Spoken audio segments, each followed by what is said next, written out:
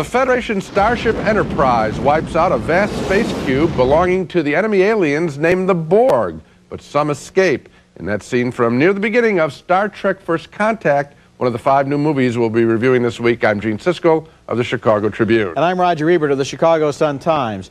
The new Star Trek movie is one of the best and the brightest in the series, combining improved special effects with the continuing twin obsessions of Star Trek: the line between past and future, and the line between human and not human. As the movie opens, the Federation is under attack from the Borg, a race whose members combine flesh with cybernetics and are organized more like an insect hive than a human community. We learn that Captain Picard, played by Patrick Stewart, was briefly assimilated by the Borg some years earlier, and that makes him eager to defy orders and bring the Enterprise into the front lines when the Borg attack Earth. He even follows the Borg through a hole in time back 300 years to the year 2063. Sir, the vortex is collapsing. Hold your course, Mr. Hawk. I must follow them back. Repair whatever damage they've done. On an Earth that is rebuilding after World War III, mankind is about to make the very first flight at warp speed.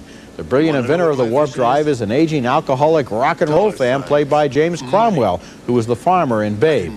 He's very good in the role of an inventor who doesn't want to become a hero. You think I want to go to the stars? I don't even like to fly. I take trains. I built this ship so that I could retire to some tropical island.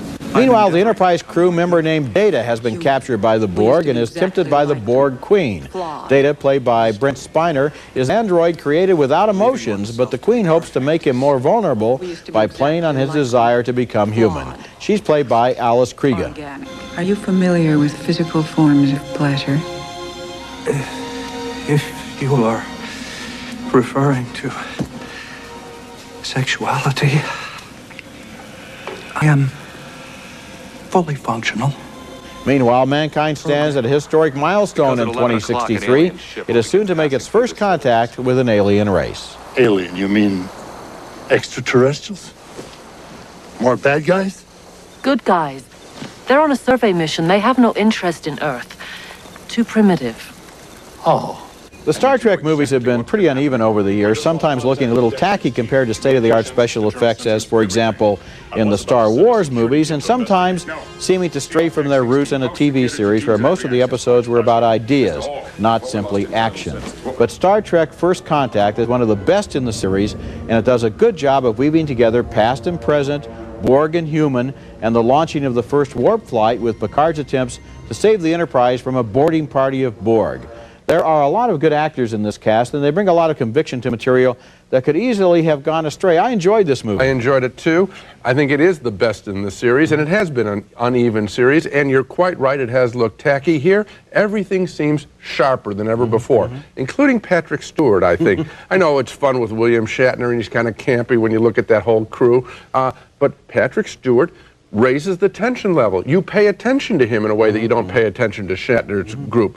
And the film looks great. I mean, you're studying the shots. You're looking at the detail. You're marveling at reflections in helmets and glass and all that kind of stuff. It is a good-looking movie, and Patrick Stewart is very good, too. And I like the tension between him and Alfre Woodard as the Earth Woman, who's kind of the partner of that nutty professor.